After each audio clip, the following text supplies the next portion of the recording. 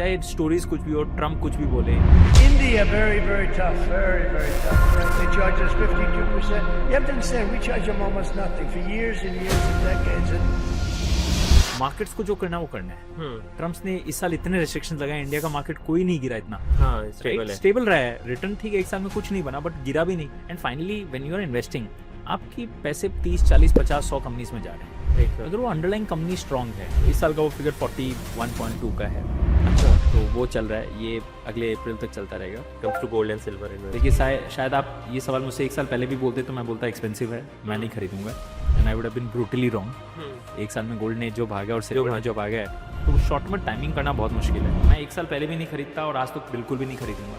हो सकता है मैं आज बोल रहा हूँ और फिर यहाँ से 50% भाग जाए, तो ठीक है, मतलब वो टाइमिंग कोई कर नहीं सकता है। मेरा हमेशा से एक रूल रहा है फाइनेंस में, इन्वेस्टिंग रूल नंबर 1, बाय लो सेल हाई, जो वॉरेन बफेट कहते हैं। जो चीज़ सस्ती है वो खरीदो। ज्वेलरी का मेरा हमेशा एक ही रहा है, ज्वेलरी पहननी है तो खरीदो, don't buy as an investment. Hi everyone, welcome to new episode of Growthcast podcast. और आज मेरे संग गजेंद्र सर हैं, इनके साथ हम बैठेंगे, समझेंगे कि 2026 में आपको फाइनेंशियल प्लानिंग कैसी करनी चाहिए।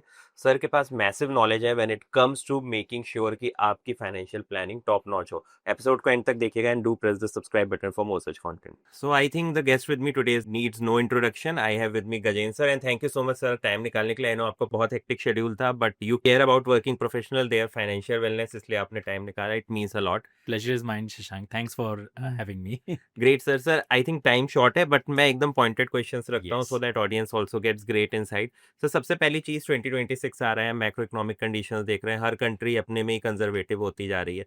तो अगर मैं अब इन्वेस्टमेंट की तरफ देखना चाहूँ, so how I should be looking at the markets and how I should go about my financial planning specially 2026 onward. Correct. तो शशांक, जनरली मैं शॉर्ट टर्म इतना देखता नहीं हूँ। मैं हमेशा मानता हूँ कि फाइनेंशियल प्लानिंग अपनी जो जर्नी है लॉन्ग टर्म होती है। हाँ 10, 15, 20, 25, 30 साल की जर्नी होती है। तो उसमें छोटे छोटे ऐसे बहुत मोमेंट्स आते हैं, और कई बार हम कितना भी प्रेडिक्ट कर लें, हम्म तो वो चाहे हमने जो प्रेडिक्ट किया वो हो भी जाए, लेकिन मार्केट के रिएक्शंस मतलब अलग रहेंगे। हाँ। यानी अगर मैं आपको कहता कि 2020 में कोविड आने वाला है, हम्म मार्केट सब बंद हो जाएंगे, हम 6-6 महीना तक घर से काम करेंगे, दुनिया शट डाउन हो जाएगी, फ्लाइट 3 महीने चलेगी नहीं, तो आप क्या करते? आप पूरा पूरा लिक्विडेट करके बैठ जाते, हाँ हाँ बिल्कुल सर। राइट? और 6 महीने बाद, कोविड के 6 महीने बाद market was all time high, hmm तो तब हम एंटर भी नहीं कर पाते क्योंकि उस वक्त भी लॉकडाउन चल रहा था। तो व्हाट आई रियलाइज कि चाहे स्टोरीज कुछ भी हो, ट्रम्प कुछ भी बोले, मार्केट्स को जो करना है वो करना है। ट्रम्प ने इस साल इतने रिस्ट्रिक्शन लगाए, इंडिया का मार्केट कोई नहीं गिरा इतना। हाँ स्टेबल है। स्टेबल रहा है, रिटर्न ठीक है, एक साल में कुछ नहीं बना बट गिरा भी नहीं। जिस हिसाब से उन्होंने ट्रेड टैरिफ्स लगाए, उस हिसाब से मार्केट 20-25%, 30% तक टूट सकते थे। हाँ राइट। लेकिन मुझे लगता है कि मार्केट्स भी बहुत रेजिलिएंट हो गए। मार्केट्स समझते हैं कि क्या चीज़ रियली इम्पैक्ट करता है, और मार्केट्स भी रिस्क कैलकुलेट कर लेता है। सी मार्केट्स को क्या चीज़ पसंद नहीं है, वो है अनसर्टेनिटी। कोई ऐसे इवेंट जो किसी ने सोचा नहीं और वो हो जाता है, black sworn type. Black sworn type, तो फिर मार्केट्स भी अनसर्टेन रहता है और उसको भी पता नहीं कि क्या करना है। राइट। बट ट्रम्प है तो मालूम है कि अगर 4 साल अब ट्रम्प हैं तो ये रोज की बात है, कुछ ना कुछ होता कुछ ना कुछ बॉम्ब गिरेगा ही। तो पता है हम एडजस्ट कर लेंगे, और ये भी पता है कि वो आज बॉम्ब गिरा दे तो वापस कल उठा भी लेगा। हाँ हाँ हाँ वो रिट्रैक्ट कर लेता है अगले दिन वापस। तो फिर कोई बात की वैल्यू नहीं है या कोई सीरियस इम्प्लीकेशन नहीं है। Right sir. तो and finally when you are investing, आपकी पैसे 30, 40, 50, 100 कंपनीज में जा रहे हैं। Right sir. अगर वो अंडरलाइन कंपनी स्ट्रांग है, अगर आप उनकी गाड़ियां खरीद रहे हैं, उनके सामान खरीद रहे हैं, ई कॉमर्स कर रहे हैं, तो फिर वो ग्लोबल इकोनॉमी में कुछ भी हो, क्या फर्क पड़ता है? तो so today we are in 2025, end of 2025, markets are not very expensive, markets are not very cheap. तो अब जो यहाँ से ग्रोथ दिख रही है वो ये कि अगर कंपनीज ने 10, 12, 15% अर्निंग्स बना ली, तो उतना एक्सपेक्टेशन होना चाहिए। तो next 1 year, 2 year, 3 year, because markets are at fair value zone today, तो आपका एक्सपेक्टेशन अर्निंग्स ग्रोथ का होना चाहिए। अगर 10-12% कंपनी का प्रॉफिट्स ग्रोथ है, तो मेरा भी पोर्टफोलियो ग्रोथ इतना रहेगा। Right sir. अब उसमें आप ज़्यादा कैसे कर सकते हो? हर साल मार्केट आपको 15-20% का अपॉर्चुनिटी देता है। नीचे इस साल अप्रैल 5-6 तारीख को मार्केट्स 20% ऑलमोस्ट डाउन थे। Nifty 500 18%, right sir. Nifty 50 15% down थे। तो उस वक्त अगर आपने टॉपअप कर लिया, है ना, 10-20% का, तो वहाँ से आपको 2-3% एक्स्ट्रा मिल जाता है। Right sir. तभी आप अल्फा जनरेट कर सकते हैं। तो मेरा भी ये मानना है कि अभी से लेके अगले 6 महीने 12 महीने में वापस 10-15% वाली अपॉर्चुनिटी आएगी, फॉर सम अनदर रीजन जो हमें आज पता भी नहीं, हम डिस्कस भी नहीं कर सकते। बट जिस दिन वो अपॉर्चुनिटी आती है, 15-20% टूटता है मार्केट, उस वक्त आपको टॉपअप करना चाहिए। बाकी आप अपनी SIP चलते रहो, this is not the time to put lumpsum. Right.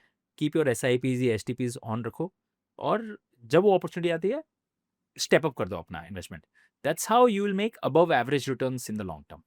Got it sir. Sir आपके एसआईपी के बारे में बहुत क्वेश्चंस होते हैं, अभी आप कितने की एसआईपी कर रहे हैं एंड उसका क्या अमाउंट है and what has been your strategy? 2025 में क्या थी और हाँ 2026 में कुछ चेंज करने का देख रहे हैं क्या? बिल्कुल. तो शशांक, हर साल मैं SIP बढ़ाता हूँ. अप्रैल महीने में जनरली बढ़ाता हूँ. तो इस साल का वो फिगर 41.2 का है. अच्छा। हाँ जी. तो वो चल रहा है, ये अगले अप्रैल तक चलता रहेगा. जनरली साल के बीच में मैं SIPs में चेंज नहीं करता हूँ. उस वक्त जो मुझे सेक्टर्स या मार्केट कैप्स अच्छा लगता है तो मैं उसमें एग्रेसिव करता हूँ. जैसे इस साल के स्टार्टिंग में मैंने चाइना में बहुत एग्रेसिवली SIP बढ़ाई थी अच्छा, अप्रैल में. 41.2 लाख की एसआईपी। हाँ, टोटल है उसमें चाइना एक्सपोजर हाँ, मतलब वो एलोकेशन होता है। Very good amount this year. Hmm और मुझे लगता है ये 2-3 साल तक प्ले करना है, जब तक चाइना बबल टेरिटरी में नहीं आ जाए तब तक वो SIP कंटिन्यू करना है. फिर वहाँ से सारा विड्रॉ करके उस वक्त देखेंगे क्या मार्केट है. हम्म तो अप्रैल 25 में कॉल लेंगे कि कौन सा सेक्टर क्या चीप है, हम्म। कौन सी कंट्री चीप है, तो वहाँ एक्सपोजर ज़्यादा बढ़ाएंगे. ठीक है सर। राइट. अदरवाइज तो मल्टी कैप में आप SIP करते रहो, हम्म उसमें स्मॉल मिड लार्ज सब आ जाते हैं तो डाइवर्सिफाइड हो जाता है. लमसम बीच में जब जब कोई मार्केट गिरता है, जैसे चाइना में मैंने SIP भी बढ़ाई, चाइना में मैंने लमसम भी डाला था उस वक्त अच्छा। अप्रैल में. और अगेन मैंने डाला, उसके बाद में 20-25% ग्रोथ आ गई वहाँ पे. हम्म तो वहाँ पे वो फ़ायदा हो गया. तो लमसम साल में कॉल मिलते रहेंगे. अभी जैसे हम वॉच लिस्ट में है, आपका ही sector IT sector. IT sector, हाँ सर। वॉच लिस्ट में इंडिया का काफ़ी 25% डाउन है ऑल टाइम हाई से. और IT हमेशा डिफेंसिव माना जाता है सेक्टर, है ना. It's not cyclical like real estate वगैरह. राइट तो अगर डिफेंसिव सेक्टर 25% टूटा हुआ है, यानी काफ़ी जूस लग रहा है. राइट. कंपनीज इतनी भी खराब नहीं है कि हमेशा रहेगा. तो अभी नेगेटिव सेंटिमेंट है. तो अगर मेरे कंफर्ट जोन में आ जाता है, मेरा कंफर्ट जोन पर्सनल जोन है 30%, अगर टूट गया हम्म तो आई think you should go lump sum in that sector. अच्छा। सो अभी somebody if they have a high risk profile this thing and want to add, they can start SIP in IT sector. हालांकि it's a very sectoral bet, it's a risky bet. तो कम से कम आपका 3-4 साल का view होना चाहिए. और ऐसा भी हो सकता है आपने पैसे डाले हैं और उसके बाद भी 15% गिर गया है. Right sir. तो अगर एटलीस्ट फ़ायदा कि आप SIP शुरू करते हैं तो आपको हर महीने की बाइंग पॉइंट्स दिख जाते हैं, buying prices.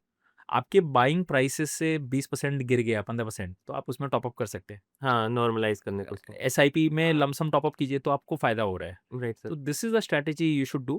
Have a patience for 3 to 4 years.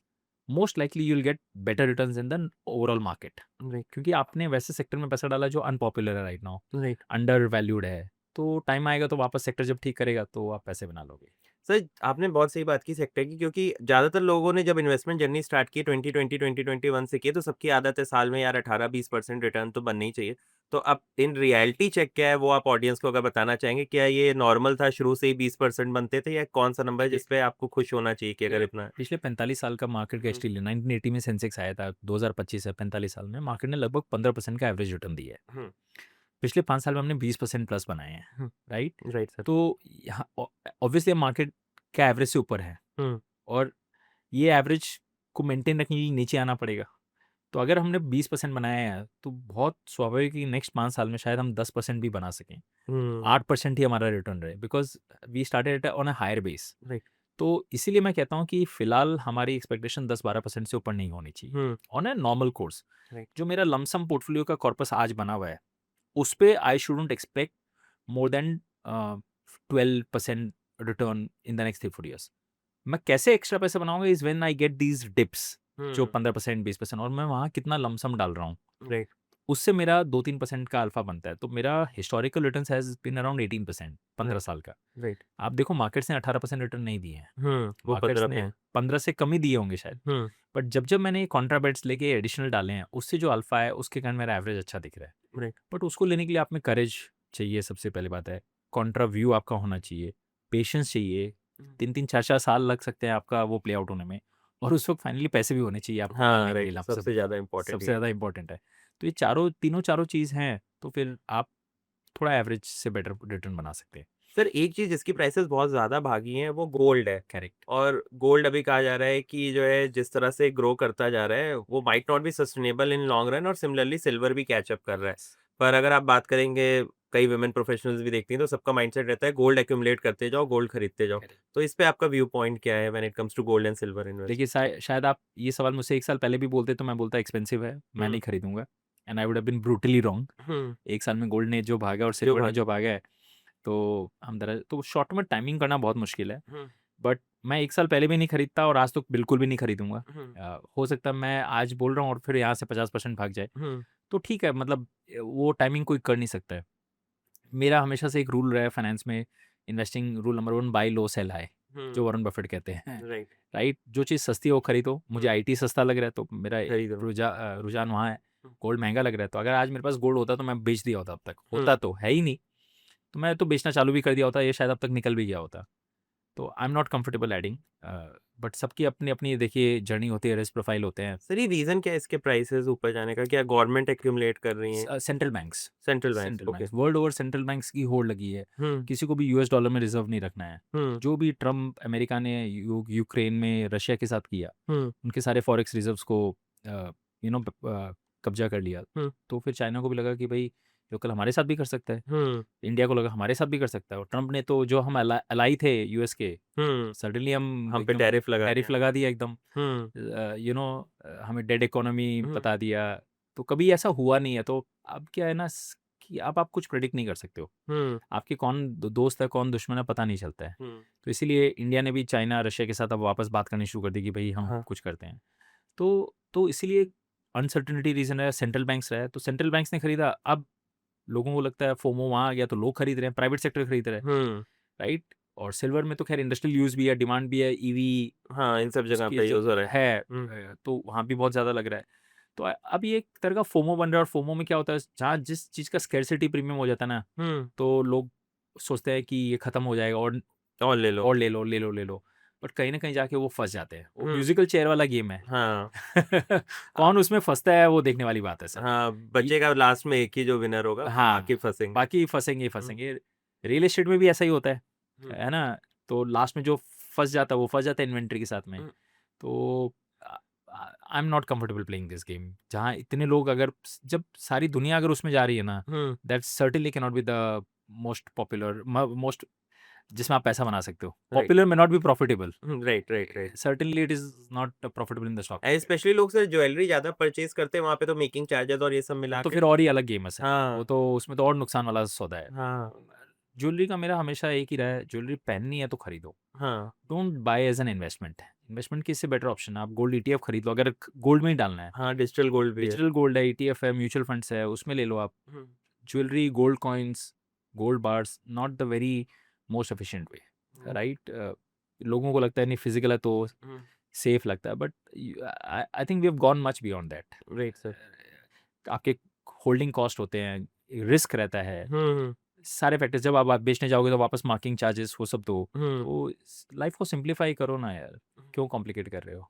Sir simplify वाली चीज़ पे एक चीज़ आगे डबल डाउन करना चाहूँगा कि बहुत से लोग हैं जिनको लगता है लाइफ हमारी सिंपल हो जाएगी अगर हमने अपना पहला घर ले लिया, क्योंकि पहला घर बहुत बड़ी चीज़ होती है। तो नेक्स्ट ईयर कई लोग उस परचेस डिसीजन की तरफ भी सोच रहे होंगे। Right. तो हाउसिंग को लेके भी आपका क्या व्यू पॉइंट है? ये बबल बना हुआ है जो प्राइसेस इतनी इन्फ्लेटेड है मुंबई में, यहाँ हम गुड़गांव में बैठे हैं यहाँ पे। मुझे लगता है कि 4 साल में भी ये भी बहुत इन्फ्लेटेड हो चुके हैं। हम्म मोस्ट लाइकली लग्जरी हाउसेस और ज़्यादा हो चुके हैं, राइट? 3-4 सालों में। जो गुड़गांव में हम प्राइसेस देख रहे हैं, मुंबई वगैरह क्रेज़ी है।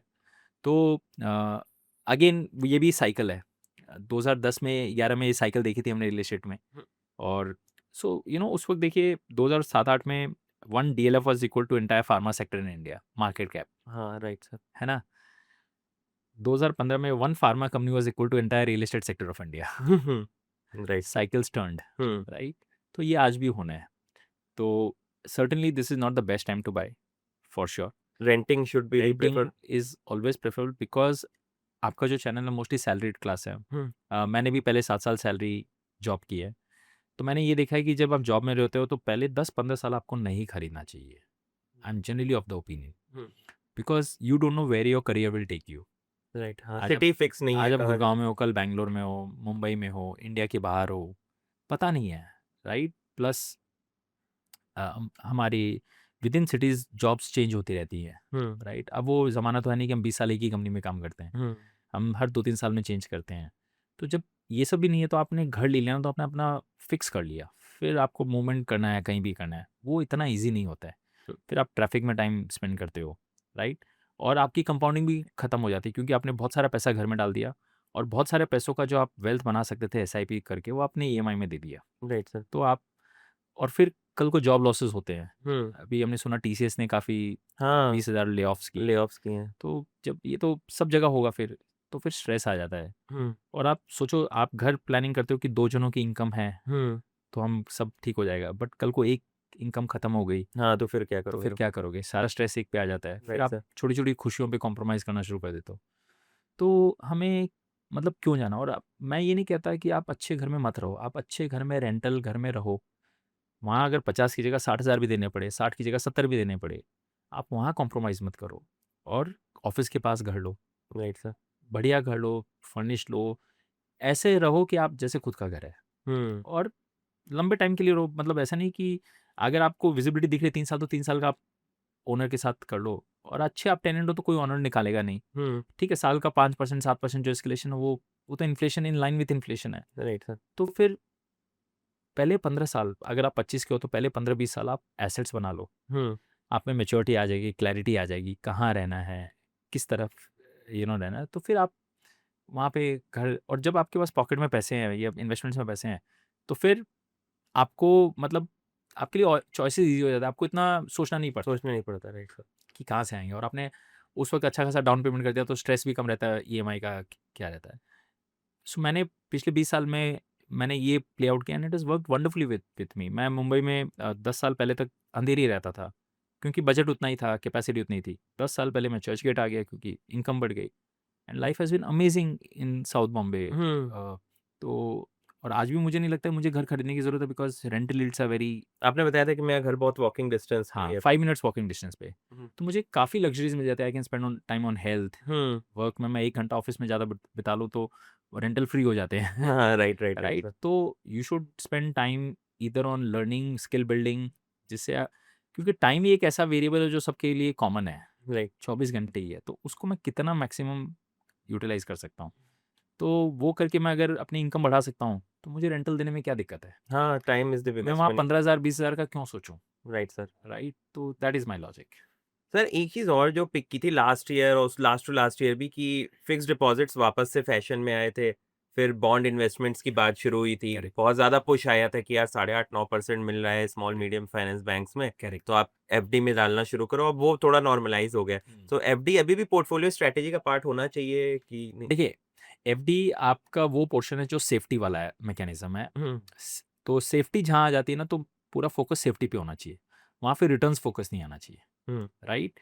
अ, अगर आपके शॉर्ट टर्म गोल्स हैं, इमरजेंसी फंड्स हैं, 3, 6, 12 महीने में जो पैसे चाहिए, जो गोल्स आने वाले हैं, वो पैसा आपका सेफ में होना चाहिए। चाहे वो आप एफडी करो, चाहे वो आप लिक्विड फंड होते हैं, डेट म्यूचुअल फंड होते हैं, वहाँ डालो।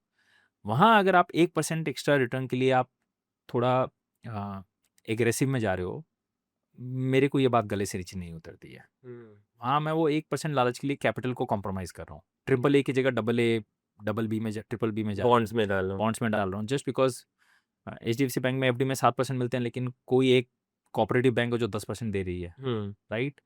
और पैसे डाल भी तो 1 साल के लिए रहा हूँ ना, हाँ। कोई 30 साल के लिए तो डाल नहीं रहा हूँ कि 3% का गैप बहुत बड़ा होता है। 1 साल में, और वो भी तो छोटी रकम डाल रहा हूँ जो 1 साल के लिए डाल रहा हूँ। Right sir. तो उसमें मैं क्या 10,000 20,000 एक्स्ट्रा बना लूँगा। हुँ। बट कल को अगर वो बैंक उड़ गई, कुछ प्रॉब्लम आ गई, तो वो पूरा कंपनी गया। में गई, तो पूरा गया। हुँ। और ऐसा बहुत बार होता है। हाँ, और कोई गारंटी कर नहीं सकता कोई नहीं कि कर सकता। तो why are we penny wise and pound foolish? Hmm. ये पैसा सेफ्टी के लिए था। आपको मालूम है कि उस दिन आपकी बेटी की शादी है या एजुकेशन फ़ीस देनी है 1 साल में, तो उसमें रिस्क ले नहीं सकते हो, हुँ। राइट? तो मैं 1% कम कमा लिया, लेकिन पीस ऑफ माइंड तो है कि जिस दिन चाहिए निकाल सकता हूँ। राइट। तो वहाँ 7 मिले तो 7 ठीक है, 7.5 मिले तो 7.5, बट जस्ट बिकॉज़ 1% एक्स्ट्रा मिल रहा है, somebody like me will never go for that. नहीं। मुझे रिस्क लेना है तो मैं इक्विटीज़ में लूँगा। मैं लॉन्ग टर्म मेरे जो इन्वेस्टमेंट्स है उस पे लूँगा। हुँ। वहाँ पे 12 की जगह मुझे 14 मिल रहा है, और मैं 2 साल वोलेटिलिटी बहुत रहेगी, तो मैं हैंडल करने को तैयार हूँ, क्योंकि मुझे 20 साल के लिए पैसा डाल रहा हूँ। Right sir. 2 साल में अगर वो मैंने 5 लाख डाले और 5 लाख की वैल्यू 4 लाख हो गई, तो मुझे क्या फ़र्क पड़ता है? हुँ। मेरे को तो निकालने थोड़ी ना है, हाँ। राइट? बट वही पैसा अगर मुझे 6 महीने बाद निकालने हैं, तो मैं आज इक्विटी में डालूँगा ही नहीं, हुँ। यू नो भले गोल्ड में कहीं नहीं डालूँगा मैं। जहाँ स्टेबिलिटी और देखिए सेफ्टी दिखे। जहाँ सेफ्टी दिखती है। Right sir. तो ये क्लैरिटी होने से क्या होता है कि आपको फिर स्ट्रेस भी नहीं आता है। हुँ। नहीं, भले ही आपने 9.5 डाल दिया, लेकिन हर दिन आपको स्ट्रेस रहेगा कि कल को उड़ गई, कल को कुछ प्रॉब्लम हो गया तो क्या? तो फिर वो स्ट्रेस एडजस्टेड रिटर्न कोई मतलब नहीं है, हाँ। 9.5 10 भी है तो। Right, right sir. सर आप बहुत से HNIs के साथ भी डील करते हैं, अल्ट्रा HNIs के साथ भी डील करते हैं। ऑडियंस जो ये देख रही है, अगर मिलेनियम माइंडसेट हम कहें तो वो क्या माइंडसेट होता है? अगर आप ऑडियंस को थोड़ा टिप्स देना चाहो कि अगर इस टाइप का माइंडसेट जो रहता है उनका वो कैसे रहता है जो हम डेवलप कर सकते हैं?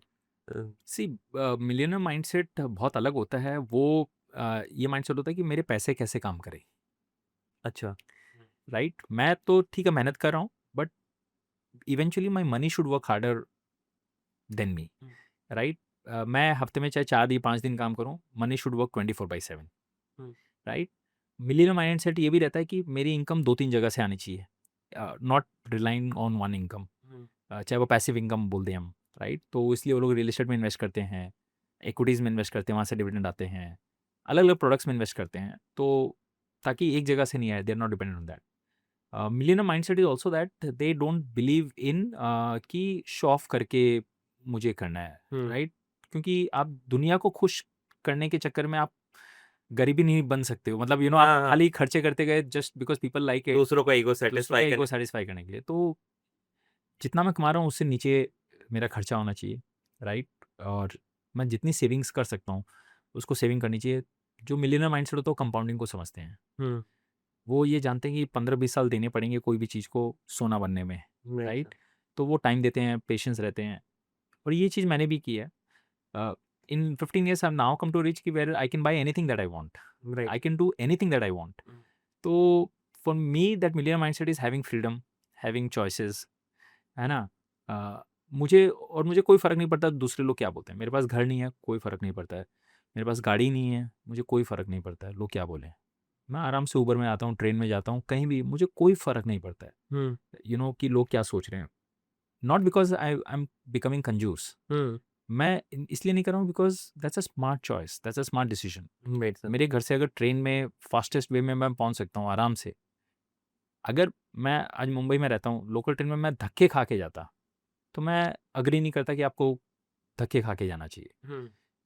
अगर वो 1 घंटा खड़े होके भीड़ में फँस के जा रहा हूँ, देन आई एग्री कि may be car is a better option और अदर व्हीकल और other mode of choice is a better option. But मैं बहुत आराम से ट्रैवल कर रहा हूँ, राइट? बिकॉज़ मैं रिवर्स ट्रैवल कर रहा हूँ, तो मुझे तो वो सबसे कन्वीनिएंट है, राइट? मेट्रो है तो मेट्रो सबसे कन्वीनिएंट है। जहाँ कन्वीनिएंट नहीं है, तो फिर मैं दूसरा ऑप्शन देखूँगा। बट जस्ट बिकॉज़ मेरे पास गाड़ी नहीं और लोग क्या बोलेंगे, मुझे फ़र्क नहीं पड़ता है, राइट? बिकॉज़ लोगों को खुश करने के चक्कर में मैं अपनी लाइफ़ का कबाड़ा नहीं कर सकता। नहीं सर, ये बहुत सही बात बोली आपने, क्योंकि अभी मैं देखता हूँ जितने भी आईफ़ोन परचेज़ेज़ हो रहे हैं, हाँ, मैक्सिमम 7-10 में से 7 लोग जो है ऐसे होते हैं जो उसको लोन पे लेके या लेके करते हैं। तो उसके बाद फिर होता क्या है कि आप एक ट्रैप में फँसते जाते हो, एक क्रेडिट कार्ड बिल दूसरे क्रेडिट कार्ड से पे यस, यस। करते पूरा डेट का ट्रैप आप तो बनाते मैं भी आईफ़ोन हर 1 साल 2 साल में चेंज करता हूँ।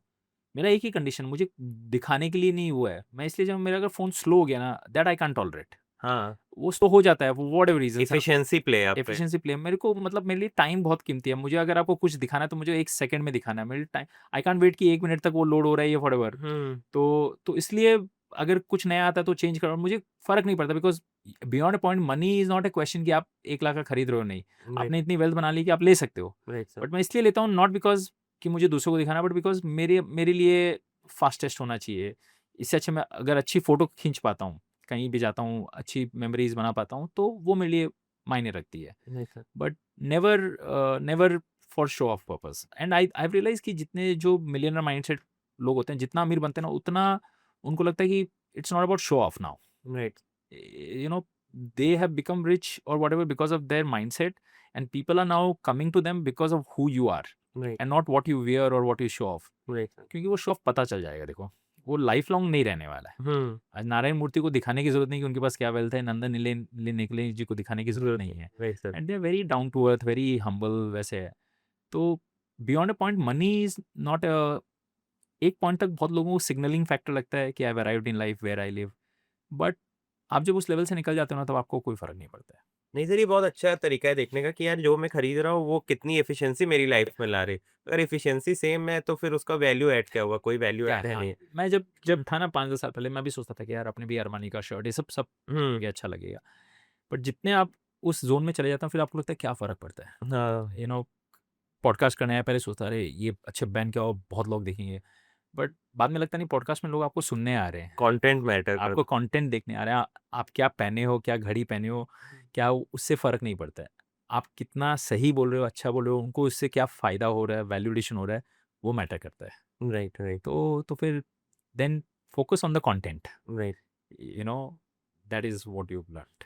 सर मैं थोड़ा-सा फिर से स्टॉक मार्केट की हाँ तरफ जी, जाता हूँ। आई थिंक लास्ट सेगमेंट में बहुत थोड़ा ही टाइम बचा है। करेक्ट। पहले कई लोगों की स्ट्रैटेजी होती थी कि ब्लू चिप स्टॉक पकड़ लो, चलो हमारी टीसीएस हो गई, रिलायंस हो गई, ऐसे 4-5 ले लो, करेक्ट। तो एसआईपी की क्या ज़रूरत है, इन्हीं 5 में थोड़ा-थोड़ा डालते चलो। अब ये भी साइक्लिकल हो गई, जैसे आपने बोला कि अब एआई का प्रेशर आ रहा है, टीसीएस के ऊपर भी आ रहा है, आईटी कंपनीज़ में भी आ रहा है, रिलायंस कभी ऊपर है, कभी नीचे। तो ये स्ट्रैटेजी आगे भी काम करेगी या अभी आँख बंद करके 2-3 साल चुपचाप एसआईपी और म्यूचुअल फंड्स पे ही फोकस करो, ये वाली स्ट्रैटेजी ब्लू चिप वाली नहीं देखिए, चलेगी? ये ब्लू चिप वाली स्ट्रैटेजी कभी नहीं चलती है, या कभी चल भी नहीं सकती है, हुँ, क्योंकि जो ब्लू चिप आज है वो कल नहीं रहेगी। Right sir. हुँ, हुँ।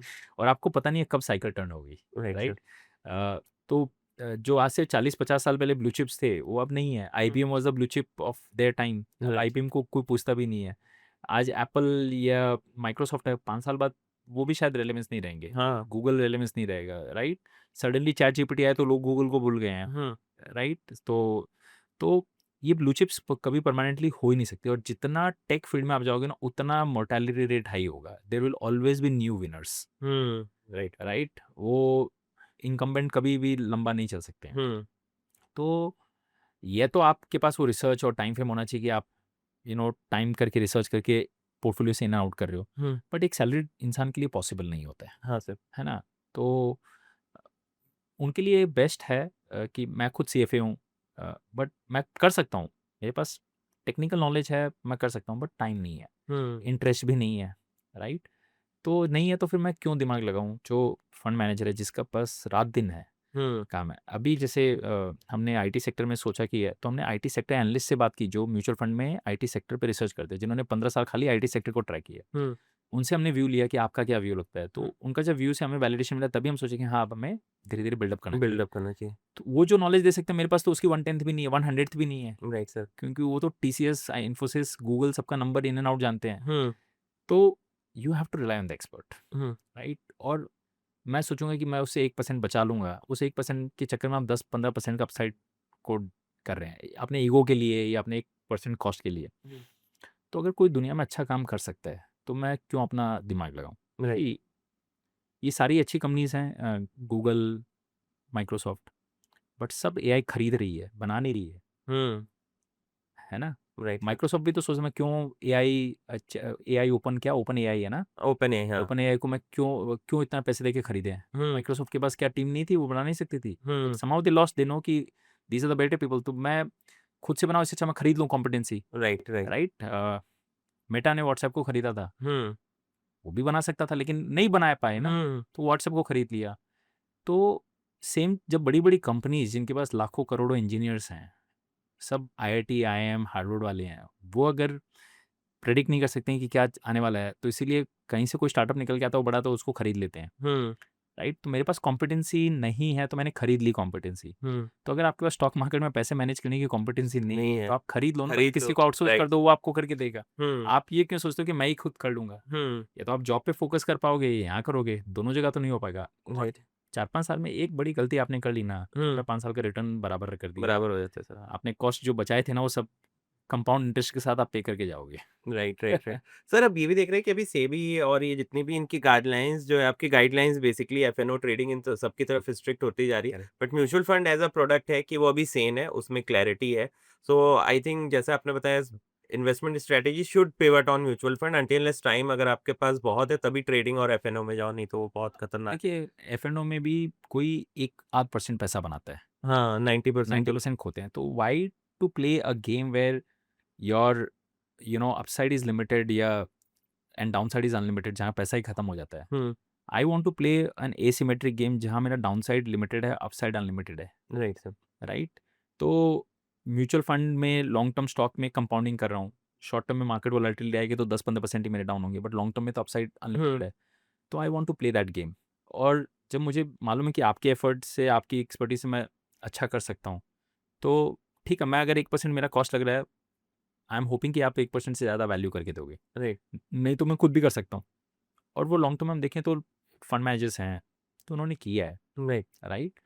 तो so mutual fund is a more stable vehicle, उसमें गार्ड रेल्स लगे हुए हैं, फंड मैनेजर के पास सारा फ्रीडम नहीं है कि आप कुछ भी कर सकते हो, you have to operate within the rules, right? इसीलिए वो अनड्यू रिस्क नहीं ले सकते हैं। और आज जब लाखों करोड़ों लोगों का पैसा मैनेज कर रहे हैं तो तो बायस भी नहीं रख बायस भी सकते। नहीं रख सकते हैं, तो they have to be on. And आज अब सब चीज़ ट्रांसपेरेंट है। आप अच्छा करोगे तो आपके पास पैसा आएगा, आप कुछ शॉर्ट टर्म के लिए करोगे, कुछ गलत ले लोगे तो पैसा चला जाएगा। So their neck is on the line, right. Right? Media और सब इतने ट्रांसपेरेंट हो गए पॉडकास्ट के थ्रू, कुछ भी छुपा नहीं है, सब पता चल जाता है। तो माई ओनली सजेशन इज कि ये जब आप गेम खेलते हैं लॉन्ग टर्म के लिए खेलिए। आप शॉर्ट टर्म में मत जाइए कि शॉर्ट टर्म में किसने क्या किया क्या नहीं किया। बहुत लोग लास्ट 6 मंथ्स में जो बेस्ट थे परफॉर्मिंग फंड थे, 1 साल में जो बेस्ट परफॉर्मिंग सेक्टर थे, हम हमेशा we are chasing performance. In fact you should be doing the reverse. जो चीज़ काम नहीं की है 1-2-3 साल में, जो अनपॉपुलर है, अंडर वैल्यूड है, उसमें आप जाइए जहाँ दुनिया नहीं गई है, फिर वेट कीजिए, एक ना एक दिन वापस दुनिया आएगी सेक्टर या जो थीम है, और तब आप पैसा बनाओगे। आई फील कि you should have that unpopular and then play it out. And और सबसे बड़ी प्रॉब्लम हम सैलरी सेक्टर में क्या होता है, हम we rely lot on our friends and colleagues and opinions. See, what might be good for my colleague may not be good for me. उसकी रिस्क प्रोफाइल अलग है। आज जैसे मेरी रिस्क प्रोफाइल है, आप अपने व्यूअर्स को मेरा है कि मैं जो बोल रहा हूँ उसको भी गॉस्पेल पे मत लीजिए, क्योंकि मेरी रिस्क प्रोफाइल बहुत अलग है। मैं अलग जोन में हूँ, मैं 20 साल का एक्सपीरियंस लेके आया हूँ। तो मैं आज अगर इन्वेस्ट कर रहा हूँ ना, तो मैं 3 साल मैं बैठ सकता हूँ, शायद आप नहीं बैठ पाओ। आपकी जर्नी अलग है, आपकी रिस्क प्रोफाइल अलग है। तो सेम चीज़ जब आप अपने कोलीग से डिस्कस करते हो, एक colleague might be very aggressive, another one might be very conservative. So the same thing cannot apply to both the person. Right. And that is why we say personal finance is very personal. और जब आप, मैं एक चीज़ और मानता हूँ, जब आप ये बोरो करते हो ना आइडियाज़ अपने फ्रेंड्स, फैमिली, कोलीग से, तो you are just borrowing their ideas, but you may not be able to borrow the conviction. Right? तो कहीं ना कहीं आप नर्वस हो जाओगे अगर वो नहीं चला तो आप खुद को होमवर्क करना चाहिए आपको। अगर आप में टाइम नहीं है, ये इतनी नॉलेज नहीं है, तो go for guidance, professional guidance. Right sir. Right? Then at least that person is accountable. आप उनसे पूछ सकते हो। आप फ्रेंड्स और फैमिली से आप कितनी बार पूछोगे, है ना? नहीं पूछ पाओगे ना। Right sir. और आप खुलकर बता भी नहीं सकते वहाँ पे, हाँ, क्योंकि पैसे को लेकर थोड़ा टैबू रहता है अभी। टैबू रहता है, आप नहीं बता सकते, आप सारी चीज़ें शेयर नहीं करते हो। तो आप जब वो पूरी चीज़ शेयर नहीं करते हो ना, आपको बिग पिक्चर कभी नहीं समझ पे आ पाएगा। बट आप किसी प्रोफेशनल के पास जाते हो तो यू ओपन एवरीथिंग कि मेरे Right. पास ये है, मेरी ये एक्सपेक्टेशन है, मेरे ये गोल्स है, तो देन ही और she will make the right plan for you and then go as per the plan. Right. And focused should always be on goal based investing rather than returns focused. Unfortunately हम लोग सब क्या game में घुस रहे हैं, we are all getting into the game of that FOMO, this thing कि मेरे पास ये हॉट सेक्टर है कि नहीं, मेरे पास ये गोल्ड है कि नहीं। We are all focusing too much on returns and not focusing कि ये पैसा हमारे लिए क्या चीज़ के लिए काम आएगा। मीन्स टू एंड क्या है मीन्स टू एंड क्या है, हमारे गोल्स क्या है लाइफ में, राइट सर। हमारी इनेट इच्छा क्या है, राइट? और उसमें भी कपल्स को साथ बैठना चाहिए, हस्बैंड वाइफ दोनों को साथ में बैठ के डिस्कस करना चाहिए। और आपके जितने भी व्यूअर्स हैं, मोस्टली आई एम श्योर बहुत विमेन व्यूअर्स भी हैं। हाँ सर, 50% तो है ही हैं, वो कमा रहे हैं। तो अगर आप कमा रहे हो तो आप फिर पैसा मैनेज क्यों नहीं कर रहे हो? व्हाई डू यू थिंक कि I am not suitable, I am not, why husband should take, why husband should take? और आप दोनों डिस्कस कीजिए, दोनों के, जब आप दोनों साथ में बैठते हो ना, तो कुछ गोल्स इंडिविजुअल गोल्स होते हैं। हो सकता है एक जन को ट्रैवल का शौक है, एक को नहीं है। हो सकता है एक को गाड़ी चाहिए, एक को नहीं चाहिए। वो इंडिविजुअल गोल्स होते हैं, वो भी मैप आउट होने चाहिए। और जॉइंट गोल्स क्या है, वो भी मैप आउट होने चाहिए। वो क्लियर डिस्कस करो, फिर उसके हिसाब से हम क्या प्रायोरिटी रखेंगे, क्या जर्नी रखेंगे। वो जब दोनों हस्बैंड वाइफ में क्लैरिटी होती है ना, तो शांति भी होती है फैमिली में, पीस भी होता है। नहीं तो एक सस्पिशन होता है, यू नो, वो फिर वो लॉन्ग लास्टिंग नहीं करता है। Right sir. राइट? वो स्ट्रेस लेके आता है, नर्वस। तो discuss this, be open about this thing. एक बजट बनाइए कि हम कितना खर्चा करेंगे, है ना, हम कितना इन्वेस्टमेंट्स करेंगे। तो जब आप करते हो ना, तो बहुत चीज़ें क्लैरिटी हो जाती है। सो वर्ल्ड में जो बिगेस्ट रीज़न फॉर डिवोर्सेस हैं, वो तो ऑफ कोर्स इनफिडिलिटी है world wide. The second biggest reason for divorces is money. And अभी तो बहुत ज़्यादा बढ़ भी गया है। ज़्यादा बढ़ गया है, ये तुम्हारा पैसा है, ये मेरा पैसा है। तो फिर वो, उससे वो गेम नहीं चल सकता लॉन्ग टर्म में। Right right? तो वो क्लैरिटी होनी बहुत ज़रूरी है। women should take equal participation, and this is what we are discussing is not rocket science. It is very basic and commonsensical thing. Right. तो आप सिंपल गोल फोकस रखिए, सिंपल वो गोल्स को कैसे अचीव करना है, उसके लिए क्या प्लान होना चाहिए, वो प्लान के हिसाब से कैसा पोर्टफोलियो बनना चाहिए, पोर्टफोलियो के हिसाब से आपके क्या फंड्स आएंगे, बस वही गेम है। इंडिविजुअल क्या हो, कंबाइंड क्या हो, उसका लेयर लगा। Exactly. हो सकता है हस्बैंड वाइफ में हस्बैंड बहुत रिस्की है, तो हम्म कुछ पैसा हस्बैंड रिस्की वाले में लगा सकता है, वाइफ नहीं लगाएंगी, विच इज़ ओके। फाइनली आप दोनों को रात को नींद आनी चाहिए, राइट सर। एंड ये सेटिस्फेक्शन होना चाहिए कि हमारी जर्नी इंटैक्ट है, हमारे गोल्स प्रोग्रेसिव हम देख पा रहे हैं, हमारा ट्रैकर ठीक जा रहा है। It's like Google maps, right. आप एक से दूसरी जगह जा रहे हो, आप मार्जिन ऑफ सेफ्टी लेके चलिए कि भाई 20 मिनट लेट हो गए तो भी मेरे पास टाइम है, नहीं तो जैसे गाड़ी हम इस छूट जाएगी। पॉडकास्ट में ले रहे हैं कि एक 9 बजे आपकी फ्लाइट है, हम निकल जाएंगे निकल यहाँ से जाएंगे 5:30 एग्जैक्टली, तो आप मार्जिन ऑफ सेफ्टी लेके चलते हो, तो आप पोर्टफोलियो में भी मार्जिन ऑफ सेफ्टी लेके चलिए कि भाई मैं 10% रिटर्न एक्सपेक्टेशन करता हूँ। Right sir. 12 आए तो ठीक है, हम्म 15 आए तो और भी ठीक है, बट अगर आप 15% रिटर्न एक्सपेक्टेशन लेके चलोगे और 13 भी आ गया ना, तो आप गोल अचीव नहीं कर पाओगे। Right sir. तो वो कीजिए, give time, review it every 6 months, है ना। साल में 2 दफ़ा 1-1 घंटा आप अपने financial advisor, mutual fund distributor जो भी है जिस पे आप ट्रस्ट करते हो, जिसके साथ आप खुलकर बात कर सकते हो, उसके साथ बैठिए, रिकॉग्नाइज योर ब्लाइंड स्पॉट्स, आपके ब्लाइंड स्पॉट्स क्या है, क्या गलतियां की हमने, राइट, उसको कैसे सुधारना है, उससे लर्न कीजिए, and never be in that FOMO mindset. Gold चल गया, मेरे पास नहीं था तो नहीं है, कोई बात नहीं है, अगर मेरे पोर्टफोलियो एज लॉन्ग एज ठीक किया है, and always look everything at the portfolio level, not at individual level. Right sir. हम लोग क्या होता है, बहुत सेलेक्टिव हो जाते हैं। अगर मेरा गोल्ड ने लास्ट 1 साल से, मैं बड़ा खुश हो जाता हूँ कि अरे मैंने तो देखो कितना बना लिया, पर डाले कितने, तो 2 लाख डाले थे आपने। कुछ अपसाइड उठना था। 2 करोड़ का पोर्टफोलियो में 2 लाख आपने गोल्ड डाले, क्या खुश हो रहे हो आप? 2 लाख का 4 लाख भी हो गया तो क्या फर्क पड़ेगा? Right sir.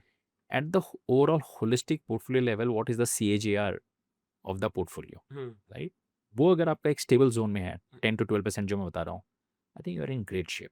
क्योंकि पोर्टफोलियो में 4-5 कंपोनेंट्स होते हैं, कोई एक कंपोनेंट 1 साल अच्छा करेगा, कोई कंपोनेंट नहीं करेगा अच्छा। लास्ट 1 साल में इक्विटी मार्केट ने फ्लैट माइनस रिटर्न दी है, हाँ। गोल्ड ने अच्छा दिया है, तो अगर गोल्ड आपका 10% था तो गोल्ड ने अच्छा कर दिया, सिल्वर था तो कर दिया, बट हर साल अलग कंपोनेंट्स काम करेंगे। मतलब बेसिकली टीम है जो परफॉर्म करती रहेगी, बैट्समैन, बॉलर, ऑलराउंडर सब हर है। मैच में कोई अलग इंसान ही सेंचुरी मारेगा, आपको मतलब होना चाहिए इंडिया जीतनी चाहिए बस, हाँ राइट सर। राइट?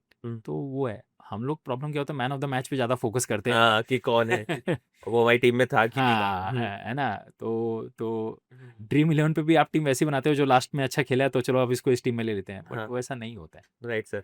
सर मैं लास्ट क्वेश्चन पे आता हूँ। मैं हाँ जी। भी GFF पे था, आप भी थे ग्लोबल फिनटेक फेस्ट में, तो देखा कि बहुत ज़्यादा AI की भी बात हो रही थी कि फिनटेक स्पेस में फ्रॉड डिटेक्शन को लेके, कस्टमर ऑनबोर्डिंग को लेके, मे बी सजेशंस देने को, जितना मैंने देखा प्लेयर से सब बताया तो भाई हमने AI प्लेटफॉर्म बना दिया है, सब एनालाइज करके बताया। करेक्ट। तो आपको लगता है AI का प्ले और बढ़ता जाएगा कि ह्यूमन टच और ह्यूमन एसेंस एसेंशियल हमेशा से रहा है फाइनेंस में, हमेशा से रहेगा?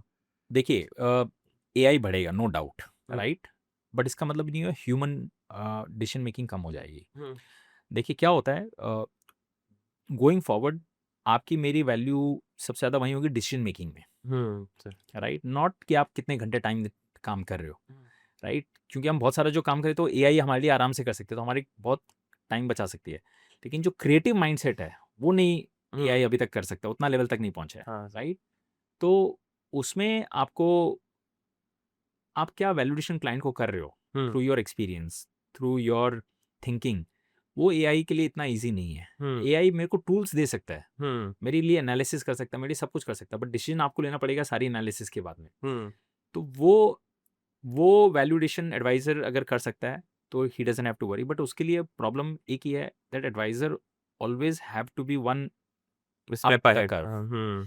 तो मैं अगर ये बोलूँ कि नहीं मुझे 20 साल हो गया, मैं सब जानता हूँ, मुझे तो अब कुछ करने की जरूरत नहीं है, then I will become dinosaur and मेरा डाउन टर्न स्टार्ट हो जाएगा। मुझे हर दिन ये सोचना चाहिए कि मैंने आज क्या नया सीखा, जिससे मैंने मेरी थिंकिंग को इम्प्रूव किया है, और मेरी थिंकिंग की वजह से मैं लोगों की लाइफ में इम्प्रूवमेंट ला पा रहा हूँ। Right sir. तो मुझे लाइफ लॉन्ग मुझे भी अपग्रेड करते रहना पड़ेगा, and I have to use AI as my tool, ताकि मेरा काम ईजी होता रहे, जो भी मेरा नॉन कोर वर्क है वो ईजी हो जाए, जहाँ मेरी थिंकिंग, जहाँ मेरी डिसीजन मेकिंग है, वो इंग्रेडिएंट मेरा ही है। Right sir. वो जो दाल में तड़का लगाने का जो एक छौंक लगाने का तरीका होता है, हाँ जिससे टेस्ट आता जिससे है। टेस्ट आता है, वो सारा चीज़ वो आप पे डिपेंड करेगा, राइट सर। राइट? आप कोई भी एग्जांपल लो, आप कहीं भी कुछ खाना जाते हो, चाय पीने जाते हो, 50 दुकान की 50 चाय अलग होती है, और आप 50 में से वो 2 के पास ही जाओगे, क्योंकि उसी का आपको टेस्ट समझ में आ पाता है, वो क्या मैजिक है उसके, तो वो टच हमेशा रहेगा, राइट सर। है ना? आप मशीन की चाय पियोगे ना, तो आपको पता है कि ये मशीन की चाय है। हाँ AI है, पर AI के ऊपर बहुत ह्यूमन भी आएगा। बहुत बार मेरे क्लाइंट्स ऑफिस में आते हैं, बोलते, मैं उनको बोलता हूँ चाय कॉफी, बोलता मशीन की नहीं है ना।